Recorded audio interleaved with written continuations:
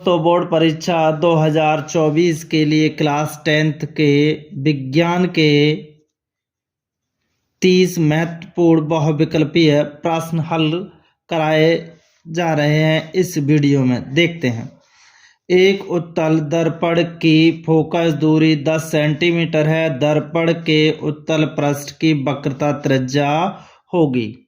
एक उत्तल दर्पण की फोकस दूरी 10 सेंटीमीटर है। दर्पण के उत्तल पृष्ठ की वक्रता त्रिज्या होगी। सूत्र होता है F बराबर R/2। F का मान 10 दिया है तो R/2 10 दूनी कितने हो गए आपके 20 हो गए। 10 दूनी 20 यानी F बराबर दिया 10 सेंटीमीटर तो R बराबर आया 20 सेंटीमीटर। ऑप्शन चौथा इसमें सही है। ऑप्शन कौन सा सही है? चौथा सही है। नेक्स्ट समतल दर्पण की फोकस दूरी होती है। डायरेक्ट क्वेश्चन है। समतल दर्पण की फोकस दूरी अनंत होती है। निम्न में से किसका दृष्टि क्षेत्र सबसे अधिक होता है? उत्तल दर्पण का होता है। किसका होता है? उत्तल दर्पण का होता है।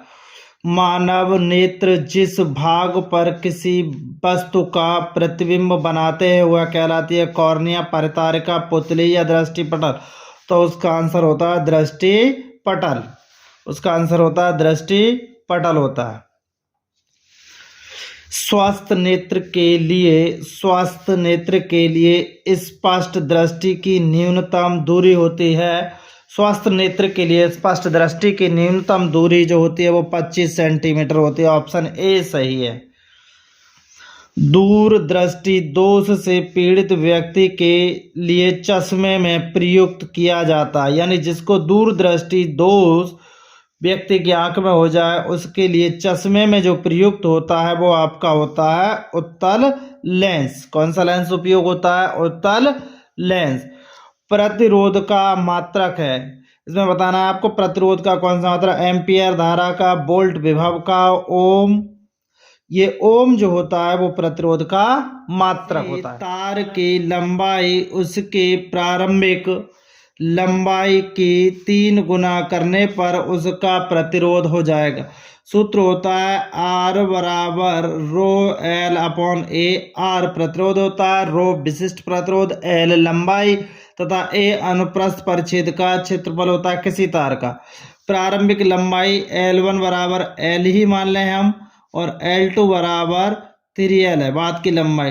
तो R1 बराबर बनेगा पहले ρ/L/A। अब R2 निकालते हैं तो ρ लंबाई हो गई 3 गुनी बटे में A। तो इसको लिख लेंगे 3 भार ρL/A। ρL/A किसका है? R1 के बराबर है तो R2 बराबर हो जाएगा 3R1। अर्थात प्रतिरोध कितने गुना हो जाएगा? प्रतिरोध 3 गुना हो जाएगा। चुंबकीय क्षेत्र B की तीव्रता का मात्रक होता है। यानी चुंबकीय क्षेत्र B की तीव्रता का मात्रक है F बराबर BIL होता है। तो B बराबर F बटे में IL यानी न्यूटन बटे एम्पियर इंटू मीटर। तो एम्पियर इंटू मीटर, एम्पियर ऊपर जाएगा तो माइनस की घात आ जाएगी।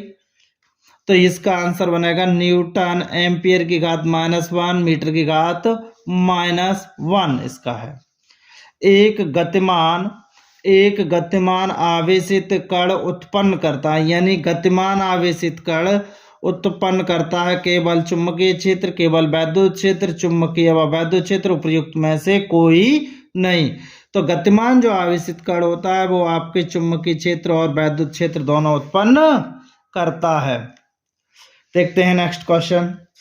चिप्स की थैली में भरी जाने वाली गैस है। अमोनिया है, नाइट्रोजन है, कार्बन डाइऑक्साइड है, सल्फर डाइऑक्साइड है। इसमें ammonia, nitrogen, carbon dioxide, sulphur dioxide. इसका आंसर है नाइट्रोजन गैस।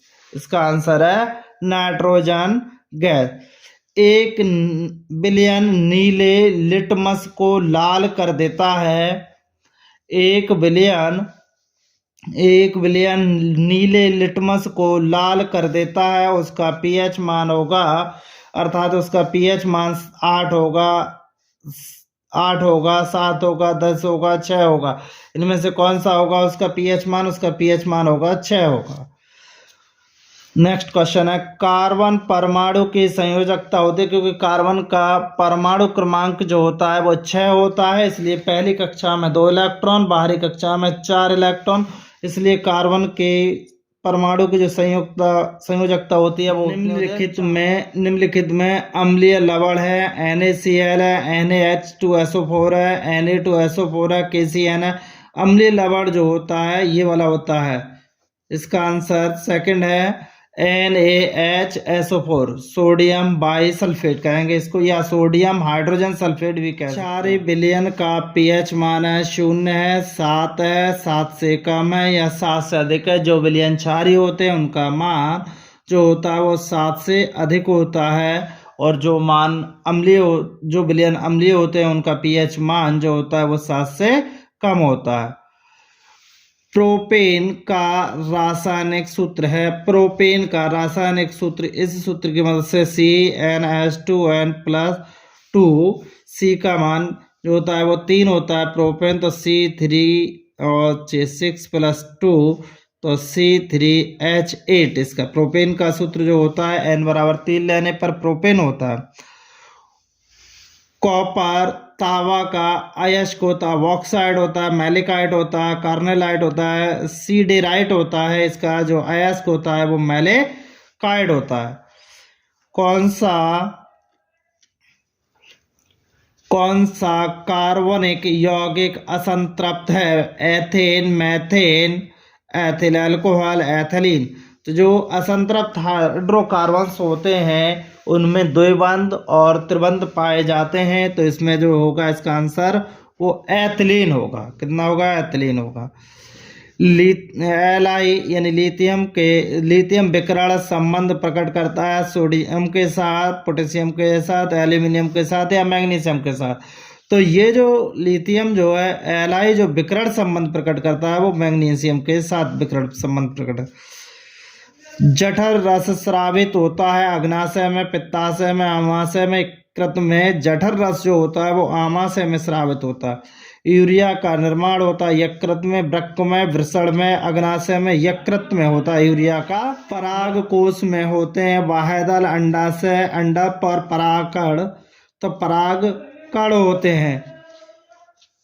पृथक्करण का नियम सर्वप्रथम किसने प्रस्तुत किया था? चार्ल्स डार्विन ने, हुगो डी ब्रीज ने, ग्रेगर जॉन मेंडल ने या रॉबर्ट हुक ने? तो इसका होगा ग्रेगर जॉन मेंडल ने। वह प्रक्रियाएं जिसमें जटिल कार्बनिक अणु सरल अणुओं में टूट जाते हैं उपचयी अभिक्रियाएं हैं, अपचयी अभिक्रियाएं फर्स्ट सेकंड या सामान्य क्रियाएं। तो इसका आंसर होता है अपचयी अभिक्रियाएं। इसका आंसर होता है अपचयी अभिक्रियाएं। हीमोग्लोबिन महत्वपूर्ण भूमिका निभाता है श्वसन के, उत्सर्जन के, पाचन में, पोषण में। तो श्वसन के लिए निभाता है। किसके लिए निभाता है? श्वसन के लिए निभाता है। फ्लोएम द्वारा भोजन का स्थानांतरण होता है प्रोटीन के रूप में, वसाओं के रूप में, सुक्रोज के रूप में, बसीय अम्लों के रूप में, सुक्रोज के रूप में। किसके रूप में? सुक्रोज के रूप में।